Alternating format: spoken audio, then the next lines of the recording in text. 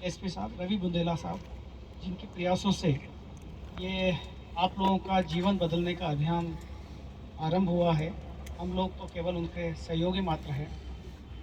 ऐसे रवि बुंदेला जी, जिनको मैं नमन भी करता हूँ, आपके ऐसे सद्भाविक प्रयास सफल हो। वीरेंद्र जी, शेर सिंह जी, समक्ष उपस्थित सभी एस्पिरेंट महिला बाल विकास के साथी बंधुओं,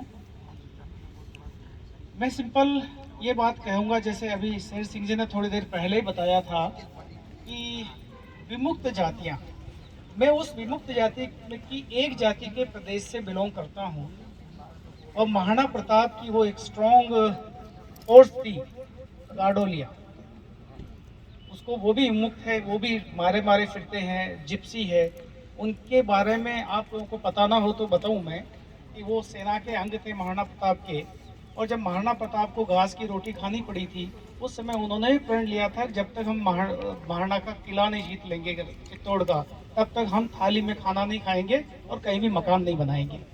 वो उस प्रण के साथ जीवित है अभी भी।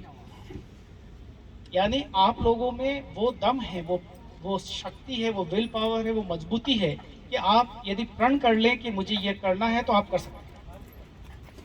केवल आपको ये सोचना है। जैसे अभी रवि बुंदेला साहब बता रहे थे कि मंदसौर में लास्ट ईयर 33 व्यक्तियों का 33 व्यक्तियों का ट्रेनिंग हुआ था और उसमें से 15 व्यक्ति सेलेक्ट हो गए, 15 बच्चे सेलेक्ट हो गए। आप की बारे में बता रहे हैं कि मोस्ट प्रोबेबली 50 जावरा में और 50 यहाँ, 100 व्यक्तियों की ट्रेनिंग होने की संभावना है और 100 में से यदि 25 से 50 के बीच सिलेक्शन हो जाता है तो एक बहुत बड़ा अचीवमेंट है। 100% कभी सिलेक्शन नहीं हो सकता, और जैसे एसपी साहब ने कहा है कि आप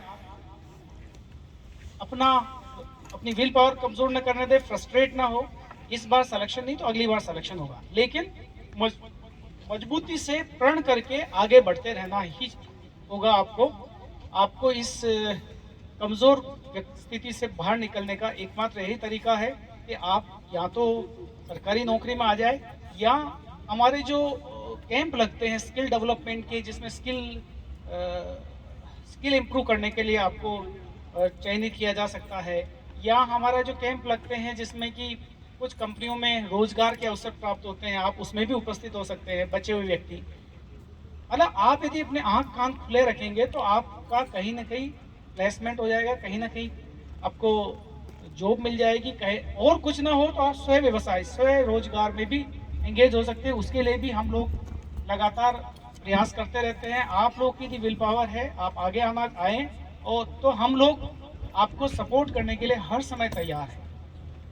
आप लोग को एक प्रमाण के रूप में दे दें कि अभी 100 बच्चियां, जैसे एसपी साहब ने बताया कि 100 बच्चियां जो कि बहुत ही बैकवर्ड क्लासेस से है, बहुत ही गरीब तबके से है, या झुग्गी झोपड़े में निवास बच्चियां हैं, उन 100 बच्चियों को हम पिछले कई समय से ट्रेनिंग दे रहे हैं और अभी लगातार अगले 1-1.5 महीने तक ट्रेनिंग चलेगी, जब तक कि पुलिस भर्ती के एग्जाम्स नहीं हुए थे। उनकी स्क्रीनिंग हुई है, उनको स्क्रीनिंग के बाद कद-काठी देखने के बाद और मेडिकल चेकअप करने के बाद उसको स्क्रीन करके और पुलिस भर्ती के योग्य पाया है। अब उनको फिजिकल और मेंटल मजबूती की जरूरत है।